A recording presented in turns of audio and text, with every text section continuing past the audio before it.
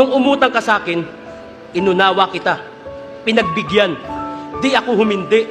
Pero bakit nung sinisingil na kita dahil kailangan ko ng pera, ako pa tong hindi marunong umintindi? Nagtatrabaho ako para sa pamilya, kahit mabugbog maghapon ang katawan ko. Kumakayod ako ng marangal at hindi ako nagtatrabaho para sa katamaran mo. Ginigising mo ko madaling araw, kahit tulog na ako. Dahil sa pakisama ako naman, bumabangon pa. Gusto kong sabihin, pero mas gusto kong maisip mo kung nakakaistorbo ka na ba. Pinautang pa rin kita, bilang kaibigan mo. Binaliwala ko na yung kapal ng iyong muka. Pero bakit nung sinisingil na kita, dahil kailangan ko na talaga, ako pa itong kailangang mahiya? Wala namang problema sa pera eh. Kaya ko yung kitain.